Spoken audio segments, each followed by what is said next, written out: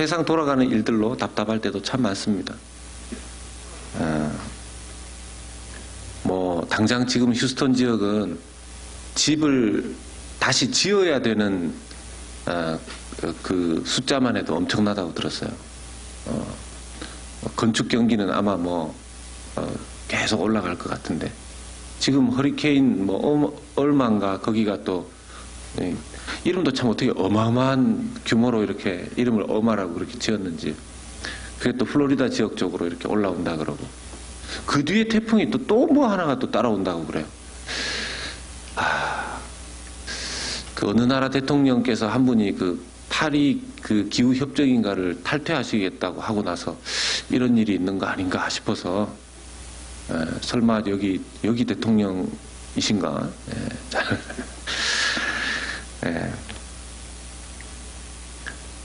이번 주간에 제가 이번 주간에도 또 안부 전화를 제가 받았거든요.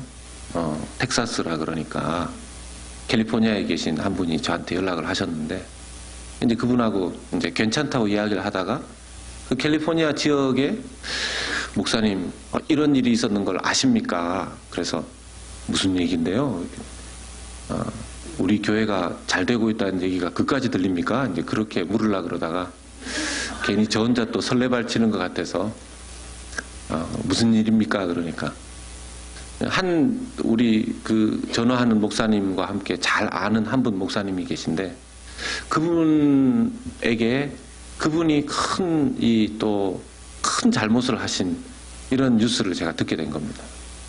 제가 그 얘기를 듣고 참 굉장히 힘들었습니다. 제가 웬만한 얘기는 아내한테 빨리빨리 이렇게 하고 그런 스타일인데 아내한테도 잘 얘기를 못 하겠더라고요. 너무너무 힘들었었습니다. 그런 일들을 겪고 나서 그때부터 해서 이번 한 주간 제 마음이 참 답답했는데, 또 달라스 지역에 계신 몇몇 열심히 목회하시는 또 목사님들과 이렇게 만날 기회가 있어서 이번 주에 좀 만나서 교제를 했는데, 이분들 삶에도 너무 어려운 일들이 많은 겁니다.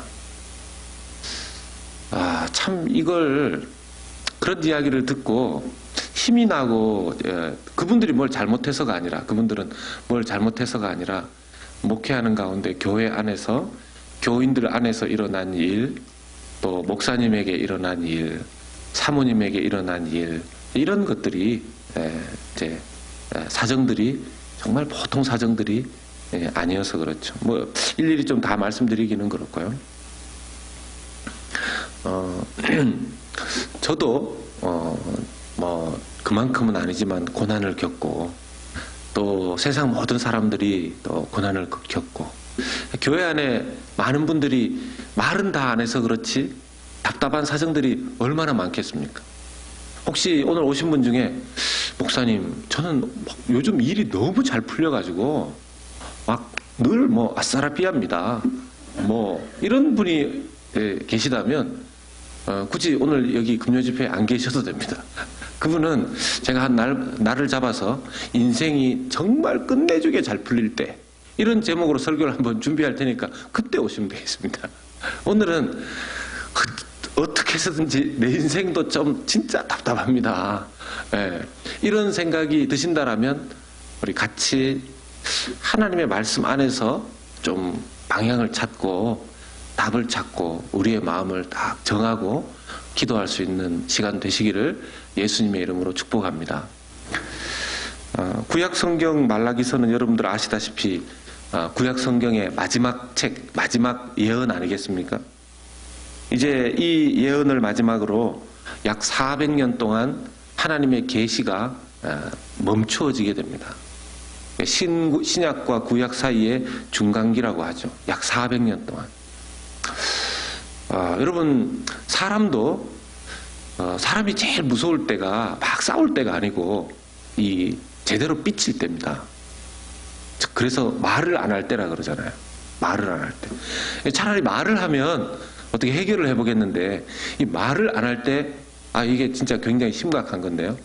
하나님께서도 정말 이스라엘 백성 붙잡고 이리 이야기하고 저리 이야기하고 뭐 별거 다 보내시는 상황 속에서도 도무지 돌이키지 않는, 도무지 마음 바꾸지 않는 이스라엘을 향해서 마음이 좀 삐치셨던 것 같아요. 말을 안 하는 벌을 좀 주시기로 작정하셨던 것 같아요. 400년 동안 아무 말씀을 안 하신 거죠. 400년 동안. 그러니 이 400년 동안 이스라엘 백성들은 얼마나 속이 탔겠습니까? 그런데 하나님께서는 400년 동안 비록 애를 태우셨지만 예수 그리스도를 이제 내가 보니까 400년 아니라 얘들은 4000년을 애를 태워도 정신 못 차린다. 결국은 내가 직접 가야 되겠다 해서 신약 시대를 여시면서 예수님께서 오시는 것으로 신약의 시대가 열렸죠. 그때 그 마지막, 구약의 마지막 말라기 선지자가 하셨던 예언의 한 메시지가 바로 오늘 말라기 4장 2절의 이 말씀입니다. 이 말씀은 보통 많은 사람들이 저 부분 중에서 어디를 많이 언급을 하시냐 하면 내 이름을 경외하는 너희에게는 마지막 날에 공의로운 해가 떠올라서 치료하는 광선을 비추리니 너희가 나가서 외양간에서 나온 송아지같이 뛰리라 할 때 보통 어디에다가 사람들이 마음의 하이라이트를 치시냐 하면 어디겠습니까? 치료하는 광선이죠. 치료하는 광선. 네. 보통 이렇게 아프신 분들 그냥 하나님 그냥 치료하는 광선을 발하여서 고쳐주십시오. 그렇게 기도를 합니다. 실제로 그렇게 치료되는 경우들도 있고요. 하나님께서 샘플로 그렇게 하시는 것이죠. 저는 오늘 이 표현 중에서, 이 예언 중에서 외양간에서 나온 송아지 같이 뛰놀게 될 날이 올 것이다 하는데 초점을 두고 말씀을 나눴으면 좋겠습니다. 여러분, 인생이 정말 답답할 때 언젠가는 내 인생이 확 펼 것이라는 것을 우리가 믿음의 눈으로 바라보고 또 지금 그것이 손으로 만져지지 않지만 믿음으로 그것을 붙잡을 수 있는 은혜가 저와 여러분들에게 있기를 축복합니다. 근데 이게 참 쉬운 게 아니잖아요. 우리는 조금만 좀 만져지거나 느껴지거나 조금만 좀 볼 수 있으면 좀 그런 소리를 들을 수 있으면 좋겠다 싶지 않습니까? 안 그래도 지금 영주권이 안 나와가지고 속이 타는데 뉴스에 턱하니 올라오는 게 뭐 10월 달부터는 다 인터뷰를 해야 된다고 막 이러니 속이 더 타지 않겠습니까? 저는 우리 또 무슨 뭡니까 뭐의 약자인지 다 풀어서 뭐 하지도 못하겠는데 우리 변호사 집사님 잘 알겠죠? 그 다카 뭐 그렇게 해가지고 불체자 부모님 밑에 또 이렇게 겨우 드림 법안으로 버티고 버텼던 그게 또 이렇게 엉망이 되고 그러니 젊은이들 중에 저는 지금 EM 중에는 또 이런 것 때문에 가슴 아픈 청년이 없는가 이 또 걱정입니다. 그러니까 요즘 근처에 이렇게 보면 너무 답답한 일들 사건들이 너무너무 많아가지고요. 오늘도 저희 아들 녀석하고 같이 차를 타고 이렇게 오는데 얘는 그 팀키즈인가 뭐식인가 그거 섬긴다고 이제 걔는 또 좀 일찍 와야 되고 그래서 오는데 제가 아들아 너무 아버지가 속이 답답하다 그러니까 아버지 좋은 방법이 있습니다 이러는 거예요. 그래서 이 또 나보다 나은 이런 영적인 게 있나 싶었더니만 집에 가서 이렇게 소다 시원한 거 이게 끝내줍니다. 그래요. 그래서 이게 뭐가 끝내 아버지 이걸 드시면 이렇게 됩니다 이래요. 그래서 억지로 이렇게 먹어보니까 탄산수니까 이렇게 마시면 이렇게 되지 않습니까? 이렇게 마시고 이러니까 거 보세요. 지금 그렇게 해서 풀릴 것 같으면 이 답답함이 뭐 해결이 되겠습니까? 그런데 여러분 하나님께서 우리에게 외양간에 가두어져 외양간에서 나온 송아지 같이 마지막 날에 우리가 될 것이다. 이 말씀 안에 우리가 생각해야 되는 것이 그러면 이 땅에 있는 삶은 뭐냐 하는 겁니다. 마지막 날에 외양간에서 나온 송아지가 막 뛰어놀면서 마음껏 그렇게 하는 그날에 온다면 그럼 이 땅에 있는 날은 송아지에게 어떤 날이라는 겁니까? 예, 외양간에 좀 가두어져 있는 답답함으로 살아가게 되는 날들이라는 것입니다. 이 세상 이왕 답답하다라는 것을 우리가 받아들여야 한다는 것이죠. 이 세상에 살면서 그냥 속이 시원하고 마음이 그냥 뭐 언제라도 뚫려 있는 것처럼 그렇게 되고 하는 것은 인간적으로 쉽지가 않다라는 것입니다. 내 삶에 인간적인 답답함이 찾아올 때, 내 삶의 주변에 그 답답한 일들이 발생할 때 이상하게 여길 필요가 그렇게 많지 않다라는 것입니다. 아, 그렇지. 이 세상 외양간의 송아지처럼 가두어져 있는 인생이지 않는가. 내 답답함은 또 이런 분들이 있어요. 자존감이 안 좋은 분들. 특히 뭡니까? 자기에 대한 자기 그 셀프 이스팀이 안 좋으신 분들은 이 답답함이 찾아오면 그냥 허리케인 뭐 합의가 온 것도 다 내 책임 같고, 내가 지난주에 그 점심시간에 안 그래도 밥도 모자라는데 한 그릇만 먹어야 돼. 두 그릇 먹었더니만 그 다음 허리케인이 또 한 놈이 또 오는 것 같고, 그게 다 내 책임 같고, 뭐 예배 시간에 그날 좀 졸았더니만 다 하나님이 나 때문에 생기는 안 좋은 일처럼 그렇게 해석하는 분들도 있어요. 안 그렇습니다. 안 그렇습니다. 우리 집 애 감기 걸린 거 살다 보면 그 애 감기 걸릴 수 있고요. 자빠져서 무릎팍 까지는 것도 살다 보면 다 그럴 수 있습니다. 다치고 병들고 이런 것도 우리의 죄 때문만에 그런 일이 일어나는 거 아닙니다. 답답한 인생살이, 예, 외양간에서 나온 송아지 같이 어느 날 뛰놀게 될 거라면 우리의 인생 안에는 외양간의 송아지가 가두어져서 살아가는 것처럼 답답함이 있다라는 것을 우리가 알고 있어야 된다라는 것이죠. 그러면 우리가 주목해 봐야 되는 또 하나의 성경 구절은 무엇인가? 2절 안에서 내 이름을 경외하는, 내 이름을 경외하는, 예. 내 이름을 경외하는 너희에게는 공의로운 해가 떠올라서 하듯이, 우리가 해야 될 자세는 하나님을 경외하며 살아야 된다는 것입니다. 하나님을 경외하며 살아야 된다는 것입니다. 여러분, 경외가 뭡니까? 경외. 사전을 찾아보니까 이렇게 쓰여져 있습니다. 주권자이신 하나님의 권위와 거룩함에 대해 피조물인 인간이 공경하는 마음에서 갖게 되는 두려움으로써, 이것은 공포 같은 두려움과는 다르며 죄인된 인간이 하나님의 거룩을 대면했을 때 갖게 되는 자연스러운 반응입니다. 이렇게 되어 있습니다.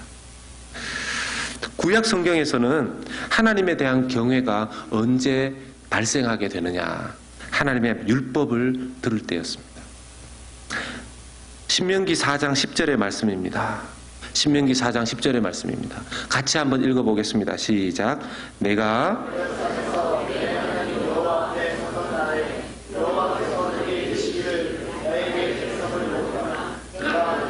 내 말을 들려주어 그들이 세상에 사는 날 동안 나를 경외함을 배우게 하며 그 자녀에게 가르치게 하리라 하시매. 아멘. 아멘. 하나님의 말씀을 들려줌으로써, 내 말을 들려주어서, 하나님의 말씀을 들려주어서 그들이 세상에 사는 날 동안 하나님을 경외함을 배우게 하라는 것입니다. 그것을 또한 그 자녀에게 가르치게 하라는 것입니다. 지금 팀키즈 한다고 쟤네들은 성경을 배우고 저렇게 뛰어다니는데 왜 저렇게 좋아하는지 모르겠어요. 좀 신나라 뛰어다니고 있습니다. 성경 공부해가면서.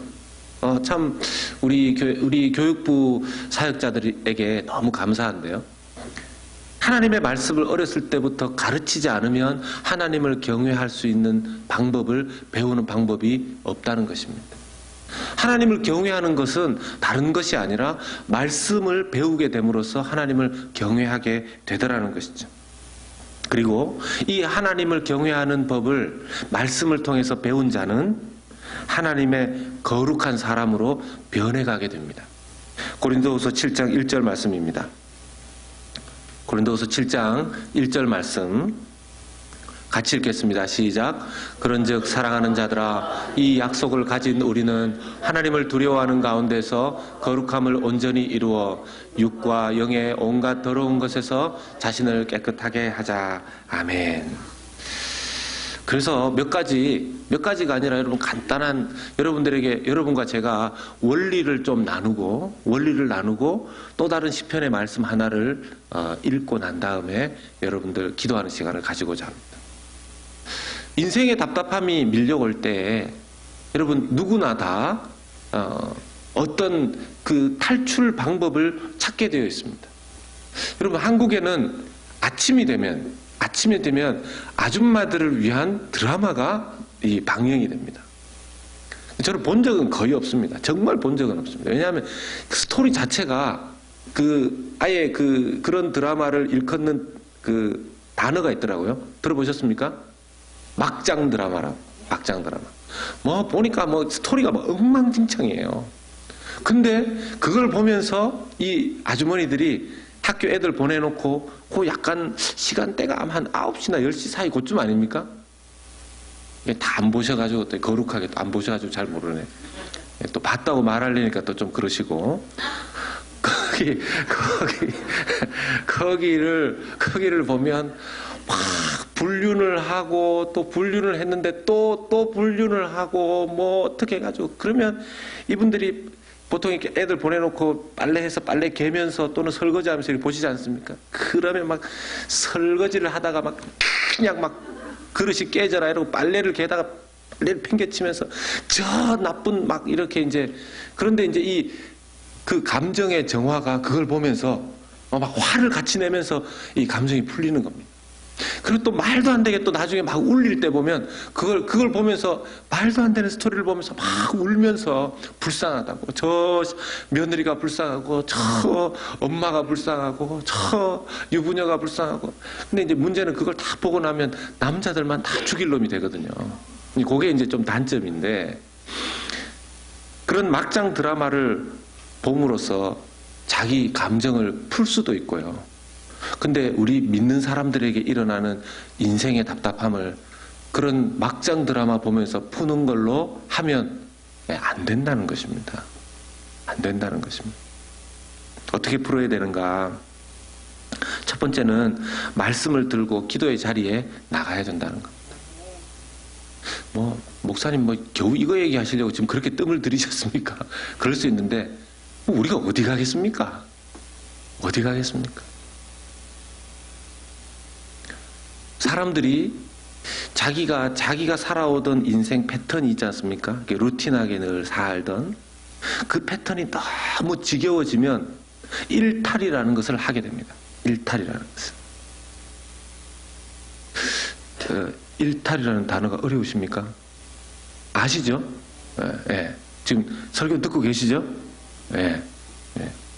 갑자기 막장 드라마 할 때는 막 좋아하시다가 갑자기 이렇게 어려운 얘기 들어가시니까 약간 조용해지시는 것 같아가지고 일탈이라는 것을 하게 되는데, 저희 같은 목회자들도 일탈을 하는 경우가 생깁니다.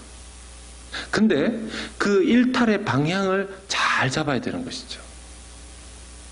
제가 들은 어떤 목사님은 교회 성도들이 한 400명 모이는 그런 이민교회에서 400명 모이는 교회면 참 큰 교회죠. 그런데 이분이 너무 그 슬럼프가 오고 하면서 어떤 일탈을 하셨냐면, 그렇게 나쁜 것도 아니에요. 골프를 시작하신 겁니다. 여러분 오해하지 마십시오. 제가 골프가 나쁘다는 거 아닙니다. 절대로 골프가, 저희 집에도 골프채 있습니다. 그 메이커들이 다 다른, 메이커들이 다 다른 그 전에 있던 교회 분이 이렇게 모아서 주신 거 있습니다.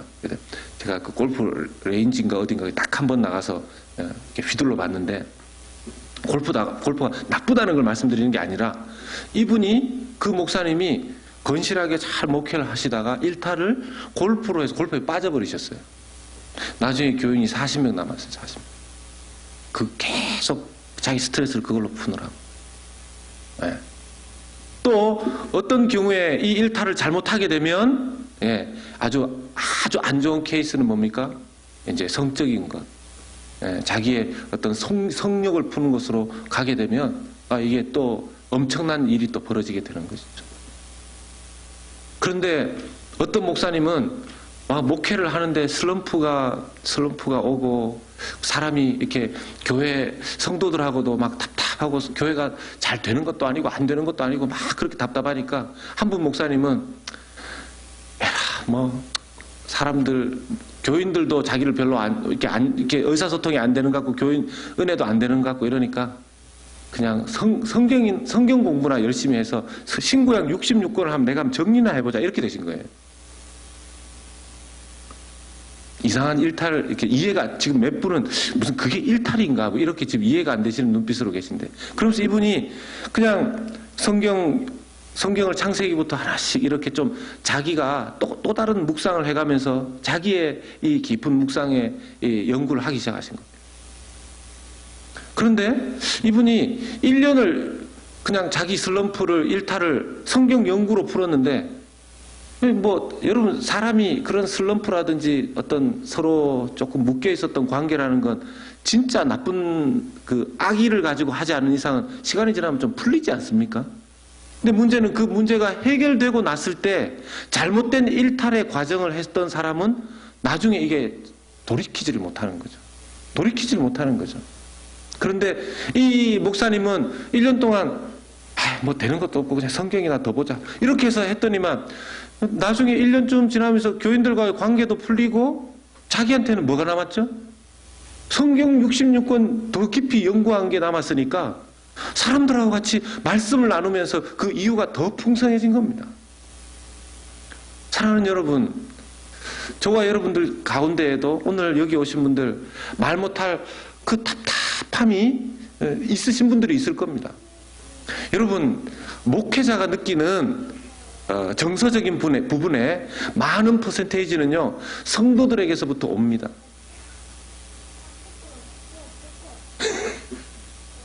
아마 제가 이번 주간에 다른 사람들을 만나면서 겪었던 그런 목사님들의 이야기나 그런 답답함도 저에게 찾아왔겠지만 우리 성도님들 중에서도 얼마나 답답한 마음들이 많이 있으실까라는 생각을 제가 해봤습니다. 사랑하는 여러분, 제가 그 몇몇 목사님들의 예를 들어서 여러분들에게 말씀을 해드렸는데요. 여러분들의 인생의 답답함을 느끼실 때 절대로 잘못된 일탈은 선택하지 마시기를 주님의 이름으로 부탁드립니다. 꼭 하나님 안에서 이 슬럼프가 좀 지나가면 이 어려운 관계가 좀 해결이 되면 이 시간이 조금만 흘러가면 이게 다 풀리게 될 텐데 그때 정말 남을 수 있는 그런 선택들을 하실 수 있기를 바랍니다. 특별히 이렇게 그런 분들 있죠. 우리 집도 요즘 분위기 참 안 좋고 이렇게 좀 그렇습니다. 이런 분들, 제가 이렇게 드리는 이 권면을 한번 가정 예배를 한번 드리십시오. 목사님, 집은 분위기가 안 좋다는데 지금 가정 예배가 어떻게 됩니까? 사람들이 희한해서요. 남편이든 아내든 지금 가정 분위기 같이 안 좋다는 거 알고 있지만 우리 같이 기도하면서 좀 우리 집 좀 예배 드리면서 문제를 해결해 봅시다. 이러면 그럴까요? 의외로 그렇게 반응하는 사람들이 나옵니다. 대신에 제가 아이들에게 가끔 듣는 말, 아빠 기도 좀 길게 하지 마세요. 이런 부분만 좀 조심하면 아주 은혜로운 가정 예배가 될 수 있습니다. 두 번째는 찬양과 예배의 자리에 나가야 한다는 것입니다. 딴 거 아니라 이제 예배죠, 예배. 이렇게 여러분들 나오실 수 있는 건 너무 귀하다고 생각합니다. 여러분, 이렇게 오늘 예배 나와서 설교를 마치고 우리 기도하게 될 때 여러분 가지고 나오신 그 답답한 마음 하나님 앞에 거기에 그냥 여기 하나님 앞이다 생각하고 철퍼덕 주저앉아서 기도하시면 됩니다. 큰 소리로 기도를 하시든 작은 소리로 기도를 하시든 신세 한탄을 하시든 뭘 하시든지 간에 하나님 앞에 기도하시면 됩니다. 그리고 중요한 것 중에 하나가 찬양입니다. 찬양. 여러분, 인생이 정말 답답할 때 찬양을 찾으십시오. 찬양을. 성경에 전체 66권 중에 찬양이 집중적으로 실려 있는 부분이 있습니다. 어디입니까? 예? 시편이죠, 시편. 시편은 다 노래입니다, 노래입니다. 여러분 아시죠? 노래 속에, 그 가사 속에 지혜가 들어가 있잖아요. 그래서 시편, 잠언, 전도서를 함께 모아서 지혜서라고 부르는 겁니다. 지혜서라고.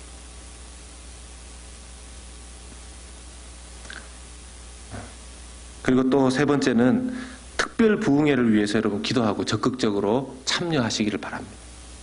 여러분 9월 29일, 30일, 10월 1일 딱 지금 그 달력에다가 그냥 막 크게 막 해놓으십시오. 아예 다른 약속 잡지 마십시오. 그래서 이번 부흥회는 나를 위한 부흥회가 될 수 있도록 기도하시고 준비하시기 바랍니다. 네. 이번 부흥회는 정말 이건 나를 위한 부흥회다. 어떻게 하면 나를 위한 부흥회가 될까요?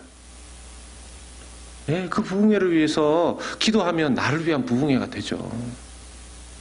그런데 기도 하나 하지 않고 언제래? 11월이래? 12월이래? 내년 9월이래? 이랬다가는 자기하고는 아무 상관없는 부흥회가 될 수 있습니다. 마지막으로 여러분 같이 우리 시편의 한 구절을 보도록 하겠습니다. 시편 139편 14절부터 17절까지 한번 보겠습니다. 시편 139편 14절부터 19절까지 보겠습니다.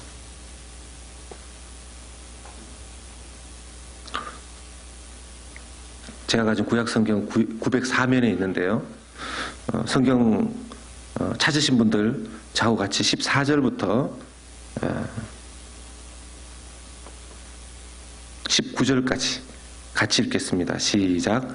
내가 주께 감사하옴은 나를 지으심이 심히 기묘하심이라. 주께서 하시는 일이 기이함을 내 영혼이 잘 아나이다. 내가 은밀한 데서 지음을 받고 땅의 깊은 곳에서 기이하게 지음을 받은 때 나의 형체가 주의 앞에 숨겨지지 못하였나이다. 내 형질이 이루어지기 전에 주의 눈을 보셨으니 나를 위하여 정한 날이 하루도 되기 전에 주의 책에 다 기록이 되었나이다. 하나님이여 주의 생각이 내게 어찌 그리 보배로우신지요. 그 수가 어찌 그리 많은지요. 내가 세려고 할지라도 그 수가 모래보다 많도소이다. 내가 깰 때에도 여전히 주와 함께 있나이다. 하나님이여 주께서 반드시 악인을 죽이시리이다. 피 흘리기를 즐기는 자들아 나를 떠날지어다. 아멘. 참 다윗이 이 시를 써서 노래 부를 때 나중에 보면 굉장히 다윗의 마음이 담대해집니다. 이 14절부터 19절까지 이런 담대한 고백, 하나님 앞에서의 담대한 고백을 할 수 있을 때에 그 앞부분 7절부터 13절까지를 보면 다윗이 어떻게 이런 고백을 하게 되었는지 알 수 있습니다.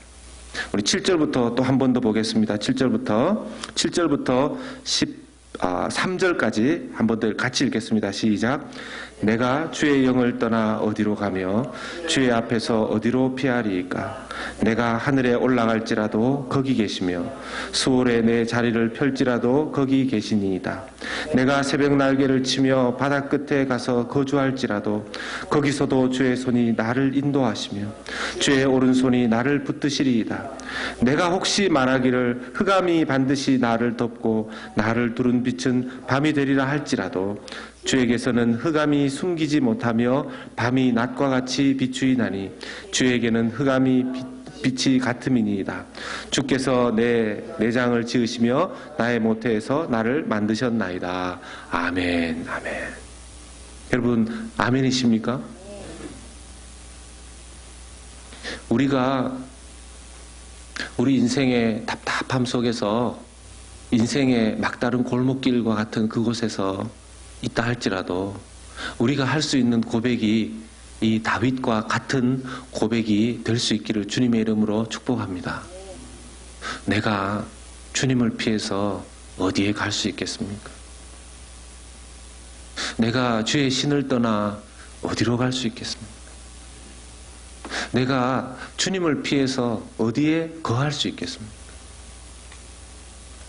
새벽 날개를 치며 저 바다 끝에 거할지라도 주께서 나를 찾으시고 알고 계시고, 심지어 흑암 어둠이 내게 찾아온다 할지라도 그 흑암조차도 하나님께서 나를 찾으심에 그 흑암이 하나님과 나의 사이를 찾지 못하도록 숨기지 못할 것이라는 것입니다. 불교의 사람들이 잘 쓰는 부처님 손바닥 아니다 이런 말 있지 않습니까? 정확하게는 그 말이 아니죠. 우리가 하나님 손바닥 안에, 하나님 안에 있는 줄로 믿습니다. 오늘 함께 찬양할 때 혹시 하나님 앞에서 여러 가지 일들로, 인생의 일들로 갑갑하고 힘들게 오셨다 할지라도 찬양하면서 새 힘 얻으시고 기도하면서 하나님 성령의 새 호흡, 새로운 은혜 경험하시는 여러분들 되시기를 주님의 이름으로 축복합니다. 우리 같이 한번 찬양할까요?